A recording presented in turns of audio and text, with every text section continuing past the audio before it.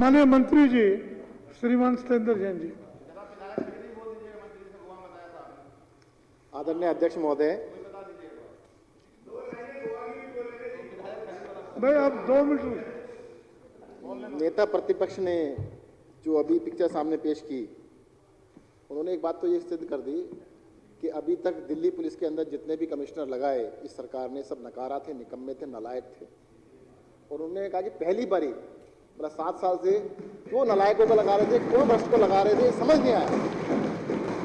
अभी तक खुद कहा है उन्होंने कि सारे नालायक थे। अब तक के तो भ्रष्टाचार के खिलाफ कुछ कर ही नहीं रहे थे, आतंकवाद को बढ़ावा दे रहे थे वो। तो अगर इनका बयान इस तरह का है तो मुझे तो लगता है शर्मनाक है, और उनको सोचने की जरूरत है कि भाई ऐसे अगर काबिल अफसर इनके पास पहले से थे तो पहले लगा देते। भाई केंद्र में सरकार बने हुए 7 साल हो गए, एक तो ढंग का अफसर लगाया होता दिल्ली के अंदर। ये इनकी स्वीकारोक्ति है कि दिल्ली के अंदर जो पुलिस का निकम्मापन है, नकारापन है, उन्होंने जानबूझ के किया हुआ है।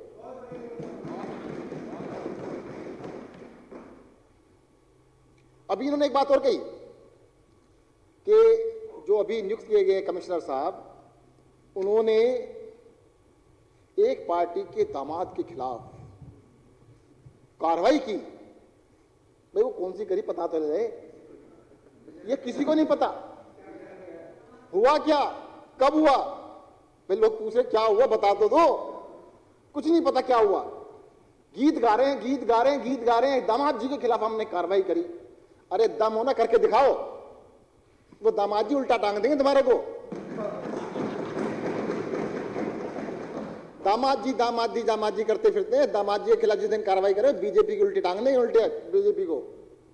बीजेपी और कांग्रेस ये दोनों पार्टियां एक ही सिक्के के दो पहलू हैं, कोई फर्क नहीं इनके अंदर। ये सिर्फ और सिर्फ जनता को बेवकूफ बनाते हैं दोनों मिलके। अंदर ये शोर मचा रहे, बाहर कांग्रेस वालों को खड़ा कर दिया। वहां पे जो शोर मचा रहे हैं कि दिल्ली विधानसभा के खिलाफ हम प्रदर्शन कर रहे हैं, और कहते खूब वाटर कैनन में नहा रहे हैं, वाटर कैनन से नहा रहे हैं, धो रहे हैं, और कहते ही पानी नहीं है। जिस दिन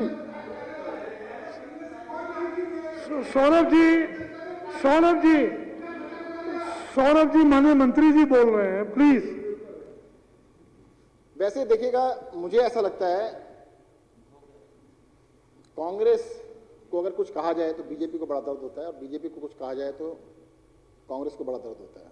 अभी जैसे हमारे माननीय सदस्यों ने कहा, मैं गोवा गया था, वहां पे मैंने कुछ नहीं कहा।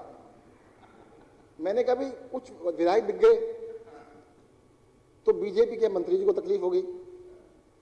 मैंने भाई मैं बिकने खरीदने की बात नहीं करूंगा, मैं आपका नाम नहीं लूंगा तो भी तकलीफ होगी। कहते आप ऐसे जिक्र ही क्यों कर रहे हो? कहते विधायकों को खरीदना और बेचना हमारा परम अधिकार है। कांग्रेस को अगर वोट दी या नहीं दी वो तो बाद में खरीद फरोख्त कर ही लेते हैं। इन्हें दर्द किस बात का है, मैं रिपीट करना चाहूंगा कहां पे दिक्कत आ रही है। इसी सदन के अंदर 14 फरवरी 2014 को अरविंद केजरीवाल जी ने इस्तीफा दिया। आम आदमी पार्टी के 28 विधायक थे और बीजेपी के 32 थे, सिर्फ 4 विधायक थे। गोवा का किस्सा बताता हूं। गोवा में 17 विधायक थे कांग्रेस के, इन्होंने 13 ले लिए, 4 छोड़े, खरीद लिए। मतलब साफ साफ है, वो तो खरीदे, ऐसे फ्री में कुछ नहीं मिलता, सब खरीद के होता है। अब दिल्ली में उल्टा काम था, 28 में से 4, वहां 17 में से 13 ले लिए, 4 छोड़े। यहां पे 28 में से 4 खरीद सकते थे, धमका के अपनी तरफ कर सकते, कुछ भी कर सकते थे। पूरे 1 साल लगे रहे, एक भी नहीं तोड़ पाए। 1 साल तक कुछ नहीं कर पाए।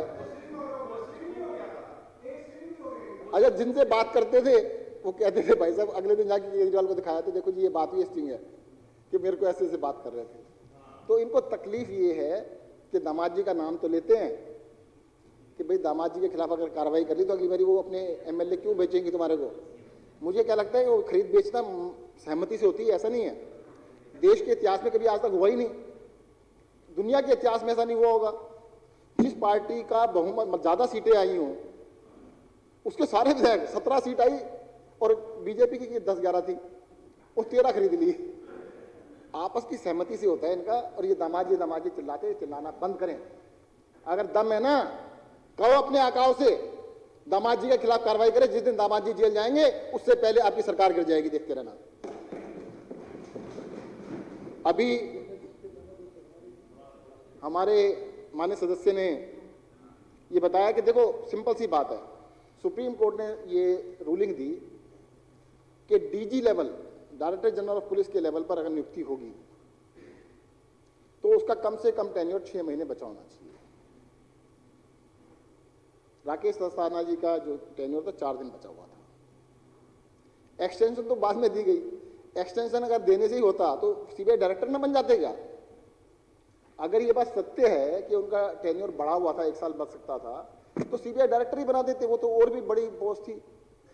ये तो इन्होंने गड़बड़ झाला करके बेईमानी कर ली है।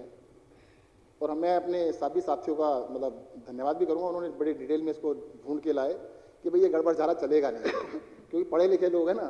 सोमनाथ जी बैठे हैं, हमारे जून साहब बैठे हैं, और अपने भाई संजीव झा जी। मैं संजीव झा जी के जो इन्होंने प्रस्ताव रखा है उसका पूरी तरह से समर्थन करता हूँ कि केंद्र सरकार को किसी भी तरीके का सुप्रीम कोर्ट के नियमों का उल्लंघन नहीं करना चाहिए और उनकी बताई हुई बातों को मर्यादा के अंदर रहते हुए पालन करना चाहिए। धन्यवाद। जय हिंद, जय भारत।